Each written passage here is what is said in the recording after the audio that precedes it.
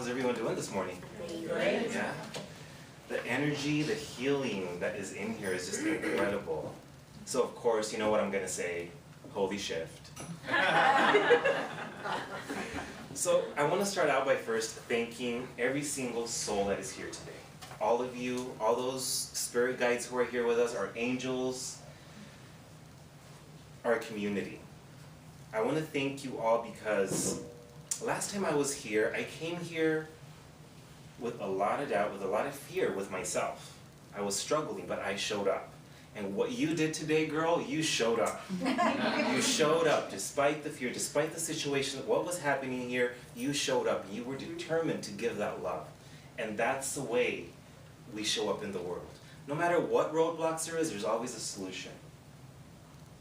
So, last time I was here, we talked a little bit about everything. I was a little bit all over the place, I'll admit it, okay? But it's all about practicing. And I want to thank Rising Phoenix because you've given me this opportunity to be able to practice and shine my light and learn every time and connect with all of you. And the message that I have today is, I dare you to be you. Because that's something that I had to do. I had to dare to be.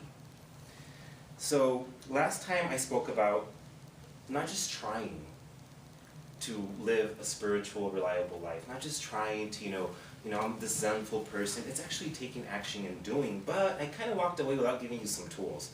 So I'm back to do that today and just to share this love and light with each other. So my thing is, how can we develop and strengthen our spiritual gifts to be able to cast ripples of love and light in our community, and above that, in the world?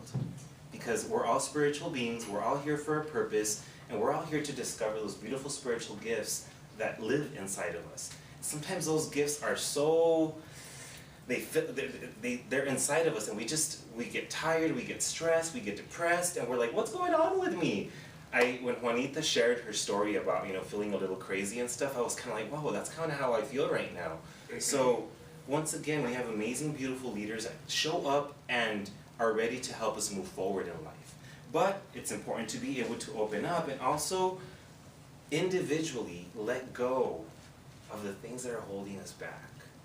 And a lot of times, I know for at least the last 3 years, I'm like, oh, I let go of this already, or I let go of that, or I let go of this. But in reality, one thing that I wasn't letting go of is my own self-limiting beliefs, my own self-judgment, self-sabotaging myself. The fear and the doubt creeps up fast, and that's when those feelings of, oh, I'm not good enough, or maybe this is not my gift, or maybe that, or oh, I'm not going to ask for help, I'm not going to bother them with that, Spirit's with me. I got a very clear message. You're surrounded by earth angels. Take advantage of it. So, thank you, Pastor Juanita, for being that earth angel. And many of you who are here, the healers, everyone. So, I'm a true believer that our thoughts create our reality. So, if we're thinking negatively, we are going to create that. And we get to see that as light workers, we get to see that sometimes in other people's lives, like, oh gosh, this person is really thinking negatively, and they just keep attracting, and that could real easily happen to us. So changing our thoughts, having that awareness that there is something manifesting that's making us uncomfortable, and bringing that light in to be able to move forward is important. So how do we let go of all the things that no longer serve us? One of the things that really helped me, and I had an extreme difficult time with doing, was connecting back to my roots. And believe it or not, okay, don't give me dirty looks because I'm going somewhere with this. I had to grab the Bible. I had to grab the Bible. And as disgusted as I was by it at that time, because I ran from religion, it was one of the biggest blessings that I could have done of stepping into my truth. That took me back to a story. I'm going to take you back about 13 years ago, okay, when it was in the middle of me, like, I am done being Jehovah's Witness, I am 19 years old, there's so much more to the world than going and knocking on people's doors and waking them up on Saturday morning, So, I'm going to become a personal trainer, I'm going to do this, I'm going to do that, and I'm just going to get out of service stuff. So I had this client, her name was Maria. It's funny because you reminded me of Maria. And one day she invited me to dinner, and this lady was a woman of faith. She's, definitely a woman of God. And every time she would come in, she had an awesome message to give me. And it was, she wouldn't really use religion, but now I understand where she was going. And one day she invited me to dinner for her house, and she gave me this Bible. The first thing I thought, I'm like, oh my God, Maria, you're amazing, but why are you giving me a Bible? This is what I'm trying to run away from. Well, throughout the years, I've gotten rid of Bibles, gotten rid of religious literature, but this Bible, I could not get rid of it. So 3 years ago, during a moment of, going through my life's journey, for 10 years, dealing with addiction, contracting HIV, and, feeling sorry for myself, and, my family turned their back on me, all this stuff. I was in my story. I was living my story to the fullest. I hit rock bottom. And it's in that rock bottom moment where I had no other choice but to pick this up. And I was like, okay, I don't know what I'm doing. I've been running from this for about 10 years already. I'm just going to open it up because I need some healing. I need to figure out where to go from here. So I was literally on my knees, and that's when I let God. Now I know different. So I'm not going to wait till I get on my knees to let God in. So one thing that really, really got my attention, and I would just open the Bible to different verses, and I would highlight different things, was 1 Corinthians 12, verses 4 through 11. And it clearly states up here spiritual gifts. So even 3 years ago when I opened this, I still didn't really quite understand what was going on. I just felt depressed, I felt bipolar, and I felt like I was losing my mind. So I picked up the Bible, and I don't know if you've heard this, but it says there are different kinds of gifts, but the same Spirit. There are different kinds of service, but the same Lord.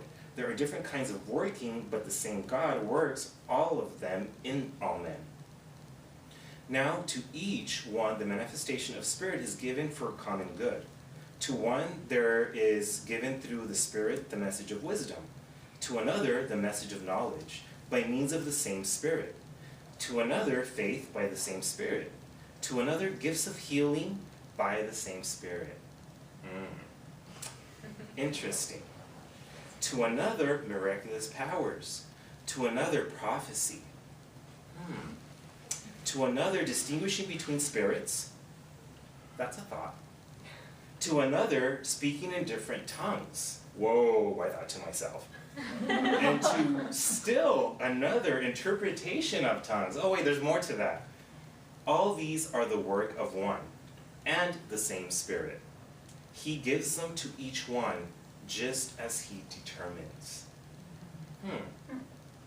So today, I am convinced that every single soul that's in here, every single soul that's out there, has a gift inside of them. And it's up to each one of us to open ourselves up and discover it. Just show up despite the fear. Show up despite the doubt. Just know that you are fully supported. So, thanks to Maria for showing up in the world, I was able to reconnect myself. Maria showed up that day ready to serve. Ready to serve. Focused on the possibility. I'm sure Maria didn't know where I was going to be right now, or where I'm going to be in the future, but she showed up with the possibility that this book of inspiration was going to uplift me and pick me up in a moment of despair. She didn't focus on the outcome. She was a Christian. She just gave me a Bible with lots of love and wrote an amazing message on May 13th, which is my lucky number, 2003. So, how can we continue or start to show up in the world as spiritual, reliable vessels? It's not easy. And you know why? Because we get in our own way. But I could honestly say that practice creates a master. There's a quote that really resonated with me as I was getting my talk ready, literally about since last time I spoke, because I was like, you know what, I asked, I tuned in, I'm like, you know what, I can't do this alone. I have Earth Angels, so I'm going to take advantage of this. And one thing that really resonated with me as I was, going through researching and just really trying to live my truth. I'm like, I thought I was here, but then there was doubt and stuff. So I found this quote, and it says, "For the things we have to learn before we can do them, we learn by doing them." Fear will arise, and we have the choice to sit in that fear forever or let it go and let Spirit in. It's there, it's helping us, and it will give you different messages. A perfect example of this was just this Friday. So I'm having this awesome, happy day at work, and as a light worker, you get to see the light in people, even though they don't see the light in themselves sometimes. And you're like, that they're just right there, and you just want to go and push them so they can take that leap of faith. And I have this coworker who's been struggling with a few things, and honestly, I think I've been wasting too much time because she's not ready to be helped yet. So, as a light worker, I know that I could send that light from wherever I'm at, just like it was done today in the healing. You could send that healing to your loved ones. You can send that healing to the people that you cross paths with, the people who are in your life. You don't have to vocally say it. You don't have to do it just by setting that intention of bringing light into the situation. So I'm walking down the hallway at work, and I go into my coworker. It's totally egocentrical, I go into my coworker's office, and I'm like, I can't deal with that anymore. Well, as soon as that was happening, I realized, whoa, wait a minute, back off, bucko. And I connected myself to source, and that is that I'm coming into a coworker's office and dumping some emotional throw-up that he maybe doesn't need. And as soon as I connected, another coworker passed by and did this to me. It's gonna be okay. And I was like, holy shit. It's like, you never know who, what is gonna bring awareness into you. It's just being aware of the signs. Another thing is, last time I was here, I kind of had given up a little bit on my mediumship gift. I was like, it's just not happening. I guess, I was having all these self-doubts and everything, and one of the amazing leaders that's here was brave enough to come to me after service and give me a message that sparked my light. Maybe not right here, that moment when I was here, but soon after that, there was Ford all over the place. And if you know what I mean with Ford, Reverend Ford is the founder of this church. So I didn't realize that till a few weeks later when my husband came home with a Ford truck. I was like, okay, I get it now. So openly here today, in front of everyone, I want to say yes to a gift that I myself as a human being have struggled because of my judgment with myself with religion. So today, I openly say to that gift, that the gift of me, I say yes to the gift of mediumship. I say yes because with that gift, it doesn't matter what gift you have, you get to create ripples of light in your community. Now imagine if each one of us takes our gift and creates that. We don't just heal us, we heal the world.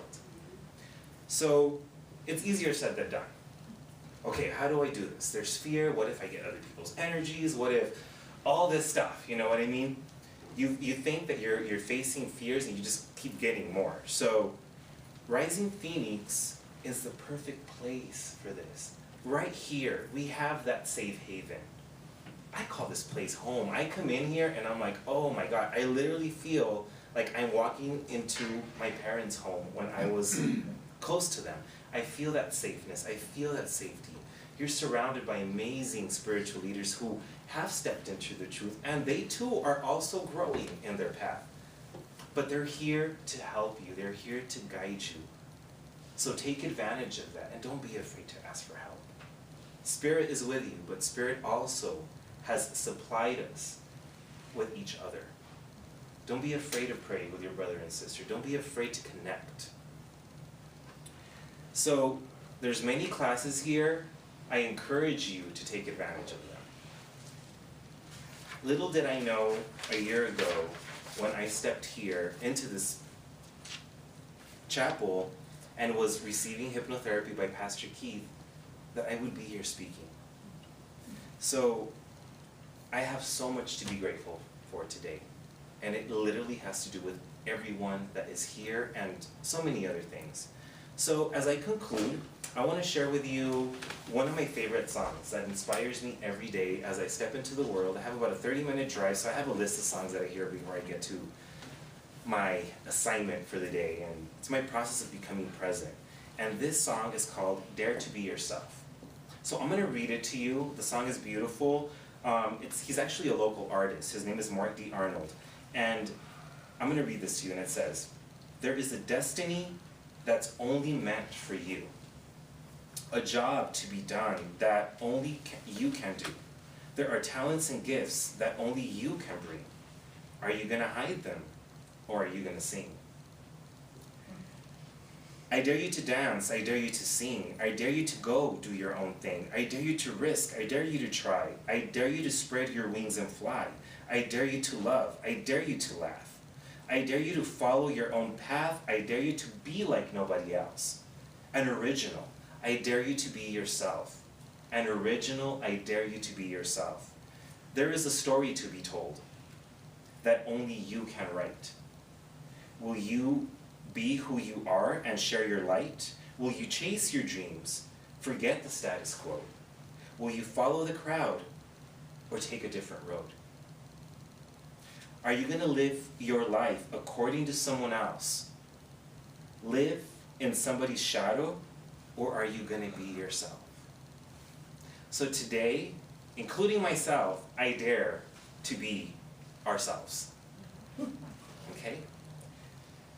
So that is my message for today, and thank you so much for allowing me to be here, for allowing me to serve, and for allowing me to practice, and for giving me this beautiful, harmonious, and safe space. Thank you.